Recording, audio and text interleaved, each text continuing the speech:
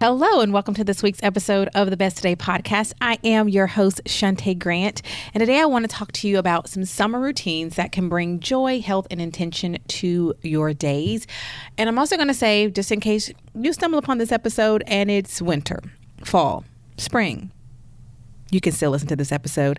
I say summer because in real time, when this episode airs, it will be the beginning of summer. And a lot of times when people are starting to transition into a new season, particularly those of you whose schedules are affected by going into summer, it's really helpful to have a new way of thinking about some refreshing new routines that can help you out. But as you'll hear today, you can take any of these routines into any season, week, day, month of the year. Okay. Now we've got that out the way. Let's talk about some routines that you can bring into your life. Now, I will say, if you have not heard me teach on routine, first, pump your brakes. Number one, first, I want to make sure you're aware that I teach you how to create realistic routines that work for your life right now as it is, not the way you want it to be in the future. And Right Now Routine, which has had thousands of people take it, you can go to rightnowroutine.com to learn more. We'll also link to it in today's show notes at besttoday.co/120. Okay. Also, if you go to besttoday.co/podcast, or just click the podcast button at the top and click on the topic of routine, you're going to find a slew of fantastic episodes all about routine. So if your first question is, what is a routine, Shantae? What do you teach about routine? I want you to go there first, because I'm not going to get into that here because I've done it in so many places, so many times. But just know they don't call me the queen of routine for nothing. I know what I'm talking about. It works for you in your life. It is not rigid. And I got receipts. Okay. So let's start there. With routines. So I define routines as a flow of movements, a flow of steps that you proactively decide, proactively decide that really make life easier for you. A lot of times routines help you to solve a problem. A lot of times they help to alleviate a pain point. And a lot of times they help you to do things that you don't want to do, so you have time to do what you want to do, or they make space for the things you want to do. But routines really run the gamut, and they are as unique as you and I are. Okay, so when we're thinking about summertime or anytime, again, you hear me say summer, insert wherever season you're listening to this in. But when we think about summertime in particular, we do tend to see a spike in traveling. And so one routine that you can easily set up that is really helpful is just a before we leave the house routine. Meaning before I go to travel, when I'm going to leave my house and go somewhere for overnight, here are the things that I do. How do you set your home up so that when you return, you set yourself up for success, to walk into that home and not, oh, what happened? Why leave the house like this? We don't have no clean towels. We hungry. There's no food in the fridge, right? What does that look like? That could look like making sure you have clean sheets on the bed. So maybe the night before you leave for town, washing your sheets, put fresh sheets on your bed, making sure you have clean clothes. So when you get back, you don't have to immediately do laundry if you haven't already. Although here's a little Airbnb hack. I always do our family's laundry in an Airbnb. I pack Tide Pods so that we come home with clean clothes. That's one of the beauties of Airbnbs. I know they're not everybody's jam, but if they are, make sure you're doing your laundry before you leave, because boom, you come home, put the clothes up, and winning. Making sure you have clean clothes, clean towels, so you don't come back and have to get to laundry right away. Make sure you have meals in the fridge. Or maybe your routine is when we come back from home, we immediately do takeout. Typically, you've eaten a lot of takeout while you've been traveling, so a lot of people like to come home and have their favorite meal frozen, or a casserole already ready to pop in the oven when they get home.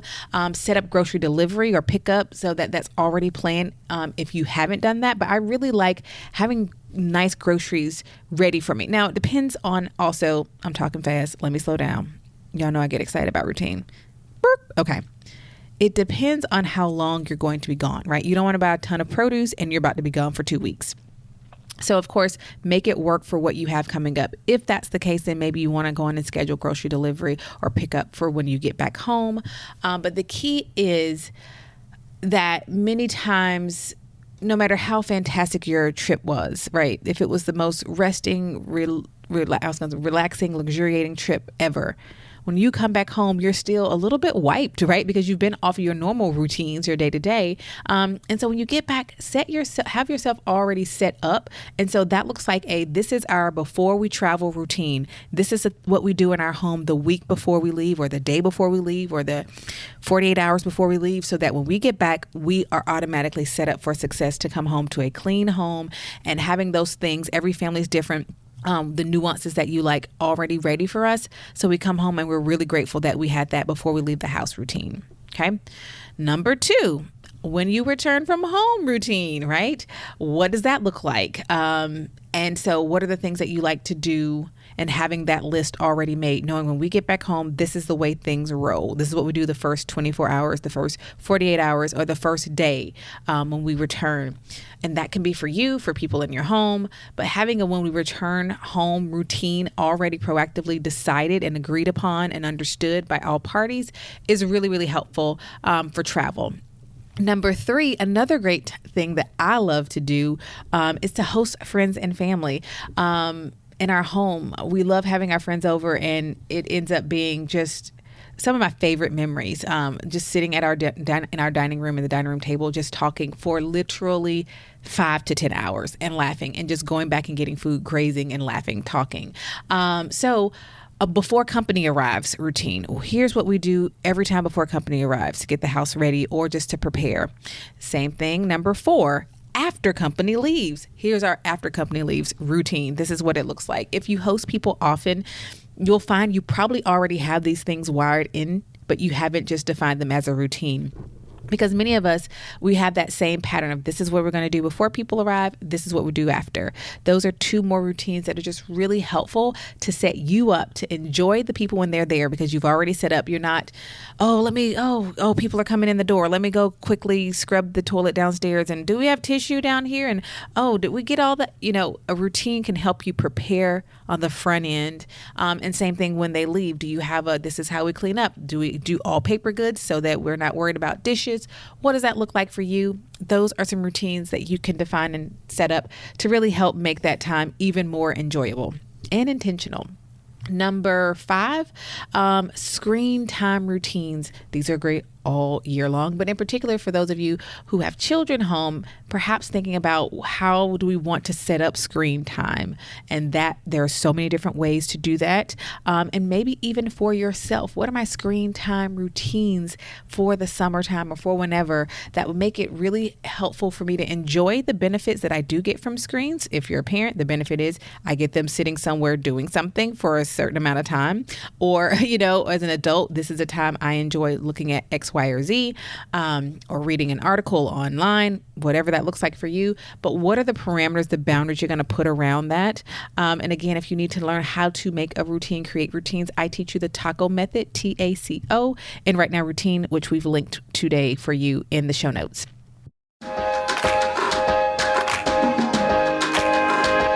At Best Today, we exist to help women just like you be your best one today at a time. So each week on the podcast, we are going to highlight your stories and your voices. So let's see what's in the inbox today. Hey, Shantae and the Best Today besties. I just wanted to share my goodbye to May. So today I am saying goodbye to May. You've been good to me. We've experienced a promotion at work, joining a public relations focused professional organization. We celebrated Mother's Day with my mom and my grandma, connected to old friends, and set up routines to have regular touch bases with them. Although we had high hopes to complete the May consistency challenge of getting 10,000 steps per day, an injury did delay plans. I'm proud of the progress, and I'm excited to continue, now with better knowledge of how to properly warm up before walking and stretch and cool down afterwards. Side note, that podcast with Shantae where she talks about transitions, that really hit home and was key for me to take the time to learn that in my body, sometimes we just need longer to make those transitions. So taking better care of myself was also a focus for May. I made an eye appointment and a primary care appointment. Those both went well, and I successfully planted roses and hydrangea bushes in my front yard and repainted old furniture to refresh and update my backyard. Y'all, I smile every time I pull up to my house to see those hydrangeas. They are beautiful. With the not so summer like temperatures we're having in SC, sitting on my back patio to read, reflect, or write brings a joyful pause to my day before transitioning to bed. So, May, thank you. Thank you for being good to me. The joys and connections we've experienced and the lessons learned I'll take with me into June. And tell her to be just as kind. Thank you for letting me share. And thank you for this prompt, Shantae. It really helped. And I'm excited to wake up tomorrow and write a hello message to June. Bye, everyone. Carlin, thank you so much for that share. And for those of you who are unaware, Carlin is sharing from episode 117. You can tap back to hear episode 117, where I teach you this practice that I do of writing a month, a goodbye letter on the last day of the month, and the upcoming month or the new month, a hello letter on the first day of the month. I do this in my Anytime Today journal. I usually start with Today I Am, saying goodbye to insert month, and then Today I Am saying hello to, but you can use any of the prompts or none at all. It's a great place to keep in one spot. That's why I love using my Anytime Today journal, so that you at the end can go back and look at those reflections that you have at the end and beginning of each month. I'm going to stop talking about it because I do all of that in episode 117. So go back and listen to episode 117 wherever you're listening now. Just tap back to 117, or you can always go to besttoday.co/117 to listen. And as always, as Carlin has shown you, you can respond to us about the podcast. I love hearing your response, your questions, your reactions, your disagreements, anything that you'd like to share with us in response to the podcast episodes. You can leave your message for us very simply. You just press a button on your phone, computer, wherever you're, pull up a website by going to besttoday.co/voice. We want to hear and share your voice. So leave us a message today at besttoday.co/voice. And Carlin, thank you again for sharing with us your goodbye letter to the month of May. And I hope that hello letter or journal entry to June was just as sweet. I know I have done mine as well and will continue to do so. Again, you can listen to episode 117 right here where you're listening now. Thanks, Carlin. Okay, are we at 6? Because you think that my notes had that, but they reordered themselves. So 1, 2, 3, 4, 5. Number 6, mealtime routines. What I love about mealtime routines year round, but especially in summer for me, is they become anchors when sometimes the day is a lot more loosey-goosey than in the school year. For me, it's a lot more structured. So if you, I love time routines year round. But in summertime, sometimes they're the only anchor, consistent routine that involves the children and everyone. And so that looks like breakfast being an anchor in the day, lunch, and dinner. So allowing mealtime to be those anchors where things might have been kind of loosey-goosey, but we know, okay, at this time, this is triggering when we're going to sit down and have our meals. After that, we're going to move into X, Y, or Z. And letting that be a place that you can always know we're going to always, no matter what we're doing over here, at X o'clock, we're going to come in for this meal for the day together, and just having that to be an anchor in your day. Number 1, 2, 3, 4, 5, 6, 7. I like this one a lot. I call this basically things you can do to connect or engage with yourself, with your children, with your friends, with your family. Again, in the summertime, it makes a lot more sense. It makes a lot of sense in the summertime. That can look like theme days. We did that 2 summers ago and it was really helpful. Theme days meaning like Tuesdays were our adventure day. On Tuesdays, we went out and we did something early in the morning before it got too hot, whether that was blueberry picking, going for a hike, going to a certain playground, going strawberry picking, driving to a new city, whatever it looked like. But Tuesday was our adventure day, right? And so we had this routine of setting ourselves up for every Tuesday, already knowing, first of all, what the adventure would be for the week, and then setting that up as our adventure day. It can be popsicle days, baking days, pool days, whatever that looks like. But it could also look like every morning we're going to go for a walk before it gets too hot, or every night after dinner we go for a walk, right? There's just a routine around a thing we do together to connect and engage. Morning walks is another one that was a favorite of mine. It gets them moving before breakfast, and then also we don't stay out too long because at some point they're going to get hungry. That's going to get us back in the house. So it was a win-win for everyone involved. So what are those things that you can create routines around, things to connect or engage with others? That's another fantastic routine. Next up is a room reset routine, which really is helpful all year round. And if you don't know how to do that, Clean One Room is the program I created that teaches you how to do that. It teaches you how to stop cleaning everything all the time and to clean one room at a time and then put it on a room reset because of how I teach you how to do it. Again, go read the receipts. It's fantastic. It works. It works. It works. But you have to follow it. Okay? I've had someone say, "Oh, it didn't work until I did all the steps." Really? Funny how that works, right? So you can go to cleanoneroom.com to learn more about Clean One Room and start learning that within the next 2 minutes if you want. All right. So a room reset, this is just taking 10 minutes and say at the end of the day, in the middle of the day, whatever point of the day, I'm going to set this room back up. Now, yes, it might be hard to do a room reset on a room that hasn't been set up for a reset. I'll teach you how to do that in Clean One Room. But this is just taking a short amount of time and picking a small space to reorganize. For me, that has to be the kitchen every day. The rest of the house can be like completely explosive, but I can't walk in the morning in the kitchen to make breakfast in a kitchen where I can't even see the countertops, right? So that for me is a simple one that I do year round. But that could be a playroom. That could be your office. So you don't walk in the office in the morning. Your desk looks like something threw up over it, right? You just want to have a nice clean space, whatever that is for you, that space or spaces around your house. A room reset routine is really, really helpful. And then the next routine is an evening routine to wind down. So as much as the day might have gotten away from you, you still have control over how you end it, right? I believe the bookends of our days are so important, and really how you end the day is going to pour over into how you start the next. And so having an evening wind down routine, at this time, I'm going to do these things to allow my body and my mind to begin to prepare for rest. Please don't plan for sleep 2 minutes before you go to sleep. We're planning for sleep ahead of time. This is when I'm no longer around screens. This is how I'm going to set the mood. I'm going to dim the lights. We're going to speak in low voices in the house. Maybe I'll light a candle or play a certain playlist. Are there sounds that help me to prepare my body for sleep, whether they're ocean sounds, whatever that looks like for you. I'm going to put on something that tells my body the material tells my body it's time for rest. But a fantastic way to just, especially those days that might be heavily charged, is to make sure you protect your evening wind down time. Okay. And number 10, our final routine, and really one of the most important, rest routines. Rest in your day, in your week. What does rest look like for you? And I'm not just talking about sleeping at night. Where are you building in space for naps or reading time, quiet time to just sit and not sit and listen to something, not sit and even read something, but just to sit and see how that feels. Time to just do the things that allow your mind and body to actually rest.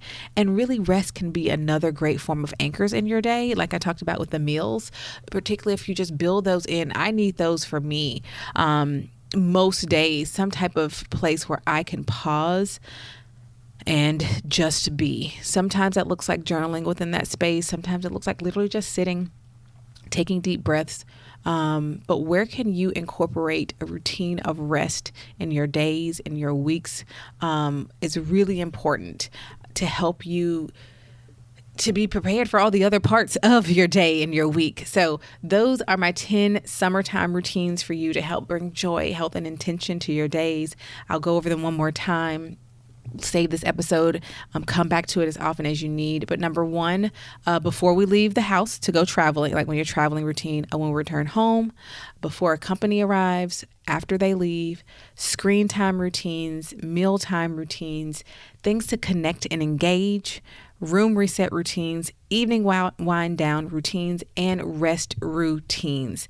There you have it, my friend. Those are your 10 routines out of the thousands I could think of to share with you, but 10 that really help you get started on this journey of thinking about what routines are going to be most helpful for you this summer. I'd love to hear if you implement any of these. As always, leave us a message at besttoday.co/voice. We want to hear from you.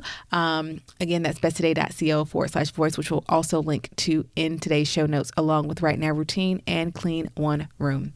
As well as we'll link to all of our episodes, the little topic on routine, if you want to go back and listen to any of our other episodes about routine.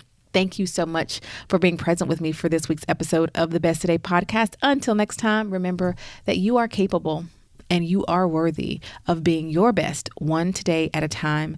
And you have everything you need to have everything you want. And pause there to say there are also episodes about what I mean when I say those phrases. If you go back to the beginning of the podcast, I think one of the first ones is explaining what I mean by just best today and your best today. And there's also an episode about what I mean when I say you have everything you need to have everything you want, because I want to make sure you understand what I'm saying and why I'm saying those things to you every single week at the close of this podcast episode, at the close of the podcast episode. So now go on and shout it out as you live it out. And this phrase I'm about to say, there's also an episode about that. This is what my best today looks like. I'll talk to you on the next episode. If you enjoyed this week's episode of the Best Today podcast, you are going to love the Best Today guide. Our Better Than a Planner guide teaches you how to get clear on what you want, identify your self-destructive habits and behaviors, and intentionally create space to prioritize yourself every single day. Don't go the journey to being your best one today at a time without the Best Today guide. See inside its pages and order yours today at besttodayguide.com. Even better, when you order the Best Today guide, we gift you with your first month free inside of the Best Today membership. So what are you waiting for? We're giving you everything you need to trade busy for intention. Go to besttodayguide.com and order yours today and join thousands of women across the globe proclaiming each day, this is what my best today looks like.